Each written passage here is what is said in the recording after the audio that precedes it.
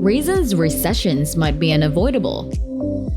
In the US, recession apprehension is growing. What do you think the chances of a recession are? Present time? By year's end, I'd think the odds would be roughly 50-50. It's reasonably close. The World Bank reduced its estimate of global growth by 2.9% in June 2020 and issued a warning that certain nations would experience recession.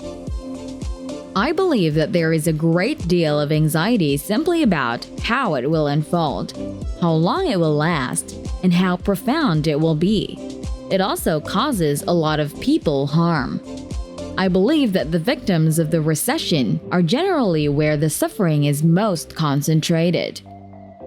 But none of us can be certain that we or our family will not be among the victims. Recessions frequently affect the values of other asset types, such as the value of your home or car. Last but not least, it's that all-important rise in the unemployment rate, where individuals are terrified of losing their jobs and hence their income. Recessions, I believe, are unavoidable. The economic cycle, I believe, exists. However, some argue that the news isn't all terrible. Some investors see recessions as opportunities. Now that the asset is on sale and at fair value, there is an opportunity to purchase it. Simply understanding the mechanics is crucial, in my opinion, because once you do, you'll be able to capitalize on the opportunity since, as they say, knowledge is power. So, what causes recessions? And are they a necessary component of the American economy? A recession, according to the National Bureau of Economic Research, is an extended period of considerable economic downturn that affects all sectors of the economy. It has become linked with severe economic suffering felt by both businesses and consumers. According to the Congressional Research Service, 3 major causes of a recession exist. The first is an overheated economy. When economists talk about the economy overheating, they indicate that demand is increasing more quickly than the economy's capacity to meet it. And that can be because we just aren't able to create enough goods or because we don't have enough employees. A sharp increase in inflation and a decline in the unemployment rate may indicate that the economy is beginning to overheat. Since World War II, all but one recession have been preceded by an increase in inflation. Additionally, after World War II, the unemployment rate has decreased to 5% or less throughout almost every recession. When the unemployment rate is extremely low, there aren't many workers that businesses can hire, and businesses will have to start raising wages if they are unable to find employees to hire. People have more money to spend on goods and services when they start being paid more. Prices of goods and services tend to rise when consumers spend more money on them. As a result, there is a positive feedback loop whereby rising wages drive up prices, which in turn drives up wages. The cycle would only intensify if the Federal Reserve didn't step in by bringing on a recession and hiking interest rates. Inflation would soon spiral out of control and start to run wild. Another direct cause can be asset bubbles. The dot-com bubble bust in 2000 principally contributed to the recession of 2001, whereas the Great Recession happened shortly after the collapse of the housing market. Asset prices, whether they can be stock or home prices, increase significantly and exceed the fundamentals before rapidly declining. That has a significant negative impact on the economy, especially if consumers use debt to purchase those assets. People learn that they are not as wealthy as they had previously believed to be when something occurs. When you discover that you are not as affluent as you assumed, you reduce your spending. And when you reduce your spending, the economy's demand declines, slows, and eventually enough of it can lead to a recession. Recessions can also occur when unforeseen circumstances occur and cause significant disruptions. These are known as black swans by economists.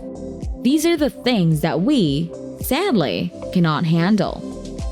You have no control over geopolitical events. COVID-19 is beyond your control. When they do occur, though, they are usually swift and devastating. That's what pushed COVID and others into a rapid recession. Since at least 1857, there have been at least 30 recessions in the United States. They may have become an unavoidable element of the economic cycle, which alternates between expansion and collapse. Recessions are a given, as history has shown. Recessions, I believe, are a natural part of our business cycle. Do I think they're unavoidable in a capitalist society? Partly. There are numerous events and external reasons that lead to recessions, such as supply shocks, demand shocks, and geopolitical concerns. It's human nature to get overly enthused about things, and when people overexcite themselves, asset bubbles eventually form, which then cause recessions. As long as the economy is strong, it is human nature for people to keep growing their companies and businesses. And if that continues, you'll eventually overheat, which will finally cause a recession. But there are steps that can be taken to reduce the likelihood of recessions. The Federal Reserve, who oversees the nation's monetary policies, is essential to handling recessions. The Fed can stop a recession with the appropriate monetary policy. Simply said, doing so is exceedingly tough. The Fed has two options for preventing a recession. One is to direct the economy so they don't have to slam on the brakes because of inflation. The second is to closely monitor the financial system to prevent a repeat of the recessions of 2007, 2008, and 2009, which were brought on by excessive lending, an abundance of mortgages, and reckless securitization on Wall Street. The Fed has frequently tried to orchestrate a soft landing in order to prevent a recession. Here, careful interest rate increases are used to reduce inflation without causing the economy to contract. However, a successful soft landing is extremely uncommon. It may have only happened once, in 1994. In order to slow demand, they are seeking to raise rates sufficiently. They must therefore thread a very fine needle in order to balance our economy.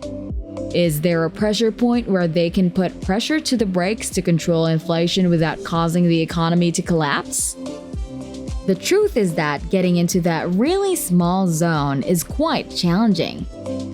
It is comparable to trying to land an airplane on a very narrow strip of ground with rocks and water on either side, as opposed to a very broad, open, expansive field. Some experts contend that there is a definite cap on what policymakers can do to prevent an impending slump. Policy has a considerable lag time.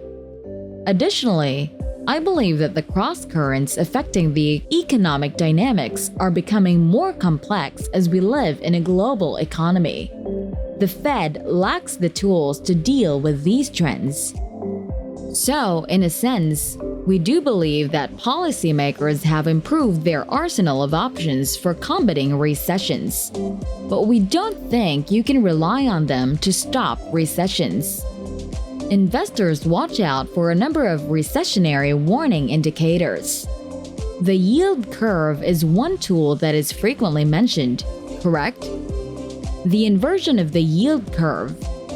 When the yield curve tends to invert, it indicates that the bond market anticipates higher short-term interest rates than long-term ones.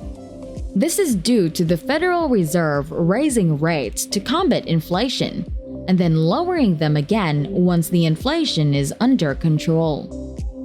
Therefore, if you notice that the market anticipates high interest rates in the short term and low interest rates in the long term, a recession followed by an interest rate reducing cycle is likely to occur.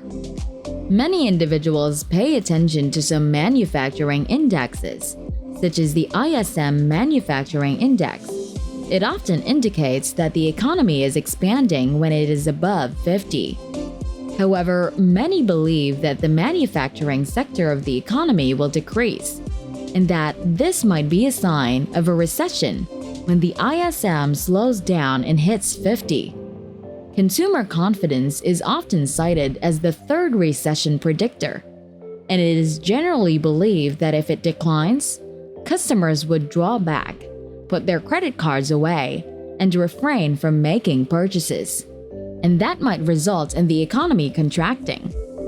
The best defense is frequently one with a wide range of assets. Make sure to diversify your asset holdings by selecting more defensive and value stocks in addition to growth stocks, similar to the healthcare and utility markets. These are the businesses that could navigate this process a little more skillfully than certain hyper-growth companies who are more heavily reliant on the credit market than a business with a ton of free cash flow and extremely solid balance sheets. In situations where we are overheating, assets have gone way out of whack, and we need to bring them back to fair value. I believe there can be some benefit in recessions, provided they are not too severe or long. Additionally, it makes stock-picking chances available. It's difficult to acquire stocks during a bull market, but recessions and the bad markets that accompany them frequently provide brief opportunities to replenish your portfolio, practically at bargain prices. Recession's actual benefits to the economy, however, are still hotly contested. Look, because they ultimately clean out excesses, recessions are actually beneficial for the economy. So, when we have a recession, it decreases any severe bubbles that may have built up. That, to me, is absurd. The idea that the recession is a cleansing force, that the system needs to be cleaned somehow. It's like arguing that everyone should have a heart attack every now and then because it will make them eat better and exercise more. It's simply untrue. You are aware that economic downturns result in job losses, and each one is extremely regrettable. People's lives have been severely disturbed by losing their jobs. For houses, communities, and families, it is extremely painful. It is awful. Understanding how a recession operates will best enable Americans to get ready for whatever may come. Should these downturns occur, being aware of how they work may help you be more opportunistic and wealth protective. The decision of whether to buy a home or rent one can be made easier if you are aware that it may occur. Do you wish to accept a new position, or are you willing to wait since the employment market might improve? These are all things that, if you understand the business cycle, can assist you in managing your finances much more effectively. That's it, folks. Thanks for watching this video. Make sure to give it a thumbs up and click the subscribe button for more content like this one.